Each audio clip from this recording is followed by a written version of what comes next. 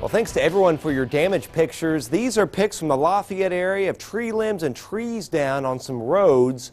Reported US 41 that was closed for a while near Rob Roy there in Fountain County, and multiple trees and power lines down really from Warren and Fountain County all the way to Clinton County. Mulberry had a report of trees and power lines down there. Also some structural damage near Atlanta, Indiana. So we've had quite a bit of wind damage around the area during these evening hours. Okay, let's go to precision now, and you can see what's been happening this evening.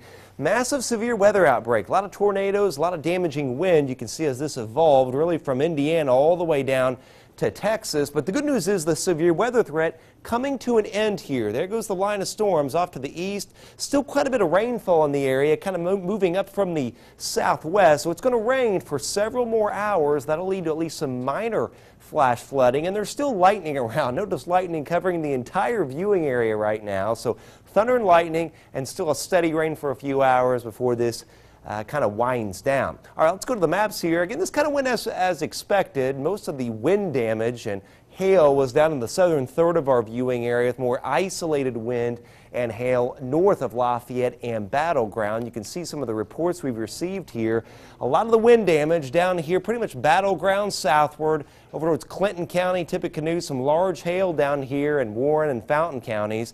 And a wind gust up to 80 miles an hour down in Montgomery County. We had some trees down in Monticello, a limb down north of Remington, and a 56-mile-per-hour wind gust at Rensselaer that did knock a few tree limbs down. Here were some of the wind gusts either measured or estimated.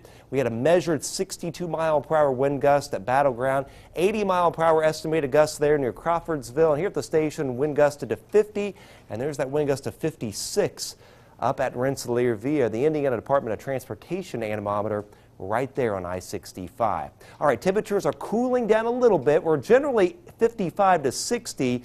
The data did not ingest, and this did not update, but I can tell you that readings are generally closer to 50 in the north, 55 to 60 in the Lafayette area, and right around 60 down along I-74. We took a pretty big lightning hit here this evening, so some of the data may not have updated with the temperatures as a result. So this severe weather threat winding down. We've got another one to watch, though, later on in the week and early in the weekend. It looks like the main time frame is shaping up to be around Friday for severe weather, and with more severe weather and more rain, some flooding issues will start to evolve later on in the week, specifically on the Wabash River. A couple showers early tomorrow morning, 52 at noon, but 57 at 5. Partial clearing, strong winds though out of the northwest at 20 to 30 miles an hour. Nothing more than a brief early shower in the morning, otherwise partial clearing, but a windy and blustery day for tomorrow. But again in the afternoon, no rain to speak of. And finally here, this is looking at rain that fell last night, has fallen tonight,